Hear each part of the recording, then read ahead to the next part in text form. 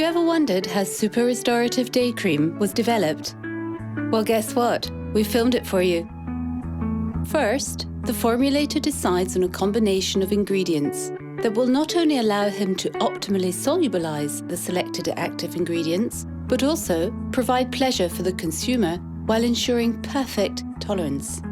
It's the same for a top chef. He needs the right ingredients in the right amount and the right recipe. Every ingredient is weighed according to the recipe on high-precision scales. You start with the emulsifiers such as citral glucoside, which is of plant origin, very well tolerated by skin, and that gives a really creamy emulsion. It allows you to combine the aqueous and oily phases, since water and oil don't mix, do they? The selected oils have been chosen for their sensorial qualities. Those which are being weighed, for example, give the cream a really smooth feel and allow it to spread easily on the skin. Then we add other emollients, such as shea butter, which is used for its nourishing benefits.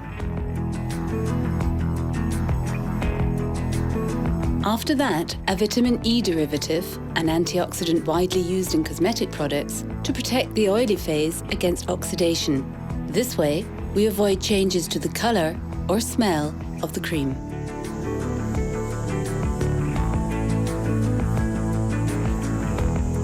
This powder, which will be dispersed in the water, is a thickening agent.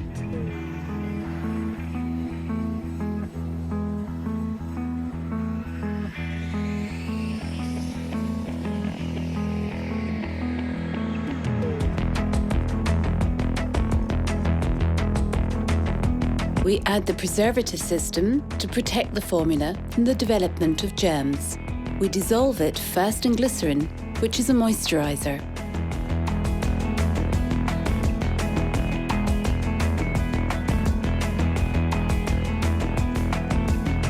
We heat the aqueous and oily phases in a double boiler to 75 degrees centigrade. When all the ingredients are melted together, we mix them to produce the emulsion.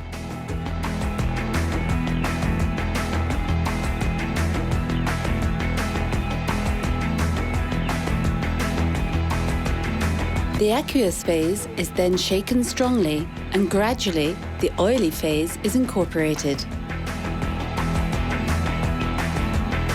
The mixture becomes whiter as the oily phase is added.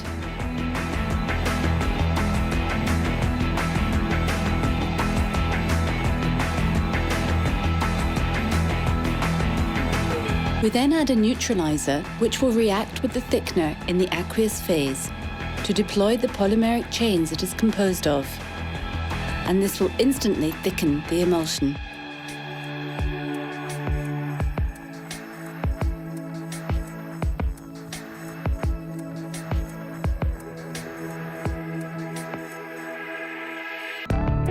The active ingredients must not be heated to 75 degrees centigrade, as they risk being damaged. So we wait for the emulsion to start cooling off and have time during the cooling to weigh them before their incorporation. The hyaluronic acid, a moisturizing agent, is added to the water to form a gel, which will then also be added to the emulsion. The active ingredients in the anti-pollution complex, white tea, rhodiola, succory dock cress, and thermophilus, are weighed.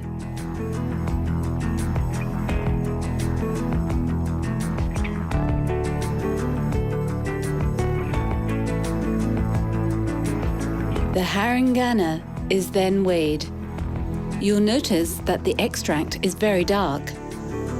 The active ingredients can have a significant impact on the colour, smell, viscosity and stability of the emulsion.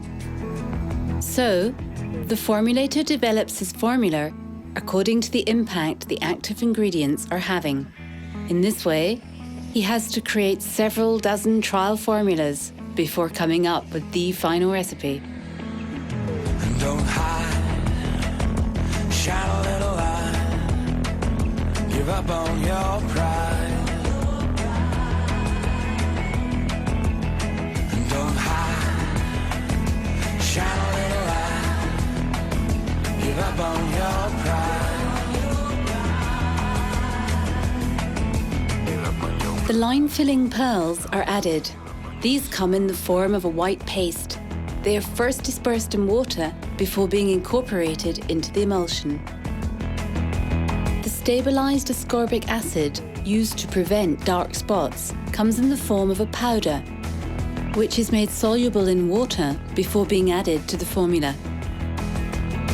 The vitamin E derivative is an oil with anti-free radical properties.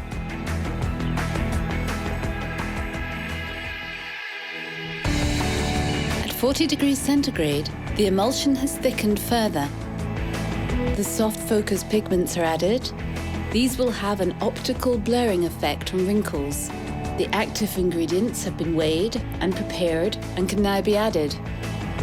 First, the ascorbic acid, then the other active ingredients after they've been mixed, then the line-filling pearls, the vitamin E derivative, the floral fragrance with a delicate powdery fruity heart on a vanilla woody base is added at 35 degrees centigrade. Finally, the colorant, which gives the cream a delicate pink tint. 4 hours are needed to produce a trial quantity of 500 grams, the same as a haute cuisine dish from a top chef. 60 trial formulas were required for the development of the super restorative all skin types formula.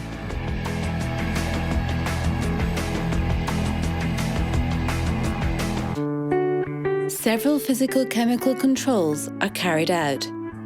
Small bottles are filled and placed in the incubator for accelerated stability testing. A formula must remain stable during its whole shelf life, which is 3 years. The fineness and homogeneity of the emulsions are controlled under a microscope. It is placed in the centrifuge at 4,500 rotations per minute for 30 minutes. To effectively test the physical stability of the emulsion. We also measure its pH, which should not be too alkaline or too acidic, to be compatible with an application on the skin. Then we measure the consistency of the cream. Some bottles are placed in the incubator for 1 month at 50 degrees centigrade, others for 3 months at 40 degrees centigrade. And finally, some for 1 month, with temperature cycles ranging from -10 degrees centigrade to 20 degrees centigrade, with the latter regularly controlled to check that the emulsion remains stable.